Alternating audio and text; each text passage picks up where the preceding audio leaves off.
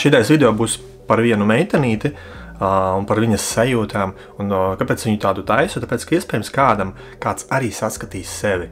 Noskatoties šo video, pāanalizēs sevi un no malas tā kā pavēros un sapratīs savu sajūtu, savu rīcību īstenos iemeslus. Priekš tādiem, tāpēc es uztaisīju šādu video. Tad lūk, viena meitenīte, jā, viņa regulāri tur raksta, komentējas kaut ko. Es pastāstīšu kādas sajūtas, pēc tam viņā sēžu. Jūs arī zināsiet. Bet pats galvenais ir sajūta, jā, kas ir bailes no nāves. Un šīs bailes ir principā fundamentālas visiem cilvēkiem, viņas ir klātesošas. Joks ir tikai tāds, ka katru sekundi mirst gan izē 2 cilvēki, pat vairāk. Visa pasaulē. Šodienā nomirst 180 000 cilvēku uz zemes. Gada laikā tie ir miljoni. No abortēšana. Katru gadu tur arī aiziet vairāk miljoni, 10 cilvēku tiek nogalināti, nedzimuši. Tā ir dzīves būtība. Tas ir te klātesoši. Ja? Kad tu skaties no savas dzīves perspektīvas, to liekas, mani, ka te kāds grib nogalināt, kāds grib pavērdzināt, tur ir tas, tad ir 5G, tur ir ķīmiskās trāsas, tā tālāk. Jā, iespējams ir tas viss, neko par to nesaku, bet no kāda skatu punkta tu uz to visu skaties? Cilvēks domā, ka viņš ir nemirstīgs. Mēs nezinām, kas ar mums rītdien notiks, neviens to nezina. Iespējams, mēs varbūt nepamodīsimies no rīta. Un kad tu šādi skaties, šādi uzdod jautājumus, tad tu saproti, vai viss tas, ko tu dari, vai tā gadījumā nav mukšana no sevis, jo patiesībā tu vienkārši iztērē savu dzīves laiku priekš kam? Ko tu ar to iegūsti? Un cik nopietni tu to dari? Jā, kādā kvalitatīvā līmenī tu to dari? Jo iespējams cilvēks, kurš izvēlās cīnīties ar kādu, un viņš to padara par savu dzīves aicinājumu, un viņš no tā gūst baudu, un viņš tajā redz savu realizāciju, bet tad tas izpaužās pavisam citā kvalitātē. Tādi cilvēki ir tie, kas brauc, vāc budžetus, veido filmas, intervijas, jā, kuras mēs internetā varam skatīties, ko pieņemsim Pasaules veselības fórumā, jā, tad viņi tur intervē, mēģina tur noķert to pašu, visas tu izrādus tur tos dīvainus, jā, un tad viņus intervēt, mēģināt tā kā noķert, izčakarēt. Vai podkāstus taisa, aicina visādi cilvēkus komunicēt, stāsti par tām tēmām. Lūk, viņš šādā veidā izpauž sevi, viņš it kā cīnās ar šo esību, maina viņu, un tas ir viņa dzīves aicinājums, un viņš tādā veidā sevi piepilda, viņš ir savā vietā, un viņš arī gūt materiālo labumu ar to, ar kuru viņš pēc tam var kaut kādā izmantot kaut kādus fondus taisīt, palīdzēt tur kaut kam savu dzīvi sakārtot. Ja cilvēks vienkārši komentāros Facebookā vai vēl kaut kur izgāž kaut kādas savas negatīvās sajūtas, tās ir vienkārši viņa negatīvās sajūtas, un viņš ir atradis kaut kur ārpusē ienaidnieku lielu, uz kuru viņš var novelt to, kāpēc viņš savā dzīvē nav realizējis, kāpēc viņš jūtās sūdīgi un slikti.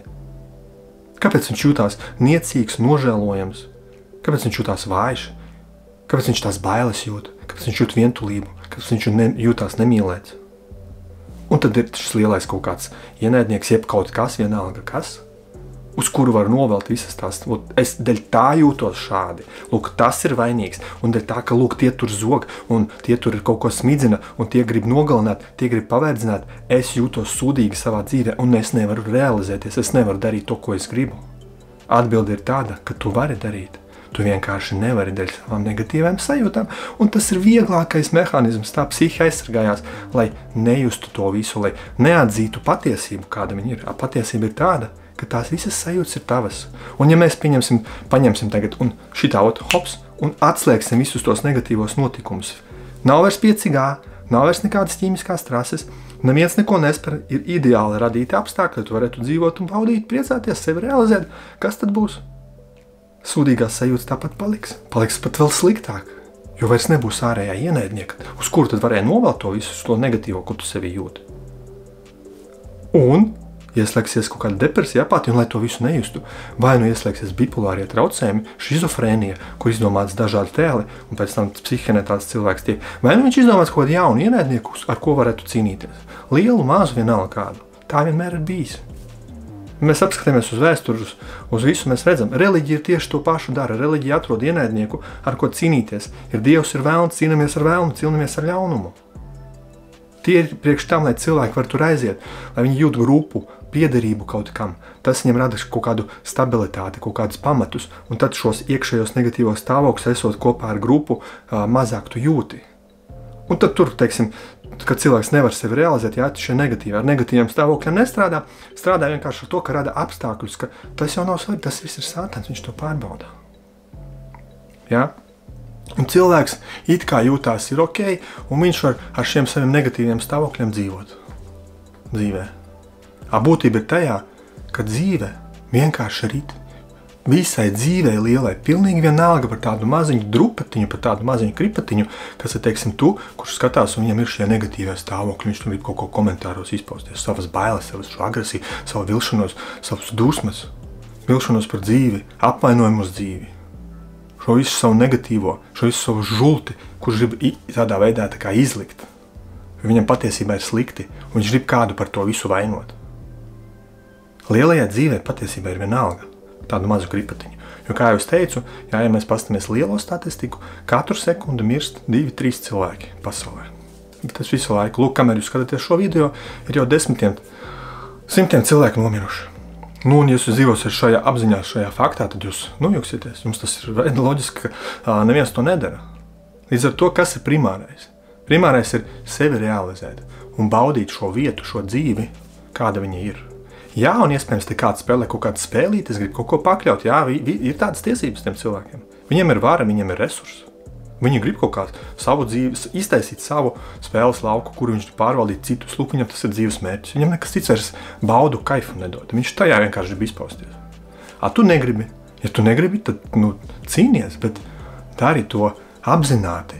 Padari to par savu dzīves jēgu, ja tev tas patīk. Ja tev tas nes baudu un prieku un kaifu. Jo katra sava sekunde, katrs tavs dzīves brīdis ir vienīgais, kas tev ir, tev nekā cita nav. Tev nav pagātnes, kur tur kāds kaut ko ir izdarījis. Tev nav nākotnes, kur kaut kas būs vai kaut kas nebūs. Tev ir tagad šis moments. Un tu viņu vari iztērēt, kā tu pats apzinies, kā tu vēlēsi. Tu vari ciest, vari ar kādu cīnīties, vari strādāt ar sevi, attīstīties, vari skatīties, kas tev ir tās par sajūtām, kuras tev liekas slikti justies. Iespējams, vajag kaut ko ar viņām darīt, lai tu justos nākamreiz labāk, lai tu nākamajā minūtē justos labāk, lai tu nākamajā stundā justos labāk, lai tu teorētiski rītdien varētu būt par 150% jaudīgāks cilvēks, laimīgāks, foršāks, kaut ko iemācīties jaunu, kaut ko izdarīt. Ja? Un tad pastamies. Jo viss taču ir acīm redzams, es varu nolasīt cilvēku pēc tā, ko viņš raksta. Es varu pieslēgties cilvēkam, es viņu varu sajust. Cilvēks, atcerieties, cilvēks, kurš sociālajā vidē nerāda savu seju, šī cilvēciņa avatāriņa seju, viņš ir tas, kurš baidās. Nosodījumu vai vēl kaut ko citu baidās. Viņš tur var runāt, stāstīt, blā, blā, blā, nē, es to nedaru to, nevienam nav pienākumu izpausties, priekš kam tas vajadzīgs, Patiesība ir tāda, ka ir bailes parādīt sevi, kas tu esi. Un viss. Iespējams, kāds, skatoties kaut ko apzinājās, ieraudzīs sevi. Varat komentāros rakstīt tur visādas negatīvās lietas arī, kuram gribās to žultu izmest. Kāds varbūt varat uzrakstīt, ka jūs ar tāpat redzat vai kaut kā nojaušat šo principu. Un ja jūs, teiksim, pāanalizētu teritorijas šeit uz zemes, viņas visas ir ciešanu pilnas. Visās ir kaut kādas problēmas. Nav tādas teritorijas, kur nebūtu problēmas. Un katrā teritorijā ir kaut kādi cilvēki, kuriem viss ir labi, un ir kaut kādi cilvēki, kuriem viss ir slikti. Ir tādi, kuri vienkārši ir pa vidu. Ir tādi, kas strādā ar sevi. Ir tādi, kas nestrādā ar sevi. Ir masa, ir individualitātes. Visādi ir. Un tas, ka ir viss kaut kas tam līdzīgs, tas ir tas skaistums. Katrā teritorijā ir bomži, prostitūtas. Katrā teritorijā ir narkomāni. Katrā teritorijā ir kaut kāda vardarbība, agresija, nāve.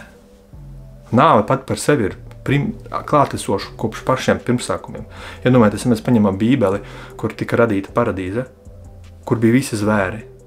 Tur taču bija lauvas, bija plēsēji. Ko tie plēsēji ēda? Zālīte plūca. Mums stāst, tajā laikā zvēri vispār neko neēda. Viņi vienkārši pārvietojas. Jā, kuņģis un viss šitais traks bija tāpat vienkārši iznomāts. Jau tajā laikā bija klātesoša nāve. Nāve šeit ir dabiskais process, kurš vienkārši ir. Un, kad mēs pastamies kopistiski uz visu lielo šo spēles lauku ar nosaukumu zeme un zemes dzīve, tad mēs redzam, šeit visu laiku kaut kas notiek. Katru sekundi kāds piedzimst, katru sekundi kāds nomirst. Kāds sāk spēlēt šo spēli, kāds depresijā, kāds baudā, kāds priekā, kāds tagad ar seksu nodarbojās. Kāds tagad piedzēries guļ kaut kur. Kas tagad vemj? Viss notiek. Jautājums tikai, ko tu izvēlies priekš sevis piedzīvot. Jo epicentrs piedzīvojumam, kā tu uz visu skaties, esi tu. Katrs mēs individuāli. Ar šīm aciņām, ar šīm austiņām, esot avatāriņā. Caur mums dievišķais skatās uz dzīvi. Piedzīvo viņu. Un viņš nezina, kā izvērtīsies priekš tā, kurš piedzīvo šī dzīve. Jā, un, protams, ka mēs esam piedzimuši kā šie avatāriņi, jā, kā šie personāžiņi, kaut kādām izejas datiem, jā, tas ir tas, kas mums tā bagāžiņa, ar kuru tad mēs iestartējam šo spēlīti. Un ja mums ir kaut kas, kas mums traucē un neļauj mums kaut ko sasniegt, tas ir tas, ar ko mums ir jāstrādā, tas ir tas, kur mums ir jāvērš savu uzmanību. Ja mēs gribam kaut ko citu piedzīvot. Ja mēs negribam, mēs varam atstāt novērtā, mēs varam iedot varu ārējiem un būt tā kā, lai viņš pārvalda un viņš mums traucē. Vai arī paņemt varu sev un mēģināt kaut ko darīt, ko mēs varam, lai sevi uzlabotu. Bet kad tu cilvēkiem uzmanību gribi pārvirzīt uz āru un gribi teikt, ka visi pārējie ir stulbi, jo viņi neredz dzīvi tā, kā tu to redzi, vai neuztver dzīvi tā, kā tu redzi. Tā ir lielākā augstprātība. Tas nozīmē, ka tu esi augstprātīgs, tev ir milzīgs uzpūsts ego, un tev liekas, ka visiem citiem jādzīvo tieši tāpat kā tu. Tā nav. Ir miljardiem šeit dzīvu šo cilvēciņu, kuri katrs skatās kaut kā savādāk. Un tas, ka viņš skatās kaut kā savādāk, domā kaut kā savādāk, priekš viņa varbūt nogalināt, nospērt vai vēl kaut ko ir. Priekš viņa tas ir normāli, tev tas nav normāli. Un vai kas ir pareizi, kas nav pareizi? Nav tāds pareizi vai nepareizi. Ir vienkārši divu skatu punktu nesadarība. Un tā ir tava nesadarība. Nevis otra kaut kāda, ka viņš nav pareizi. Viņš ir vienkārši ir. Tie ir tādi apstākļi. Tu viņus tā uztver, tu viņus tā redzi, un tā ir tava dzīve. Un ko tu ar to darīsi? Atkarīgs tikai no tevis, ne no viena cita. Ar to es beigšu šo video. Ar jums bija Alans. Gribējās tādu emocionāli ierakstīt. Un sargiet sevi savus tos un tiekamies manos nākamajos video. Un lai jums viss ir labi. Un čau!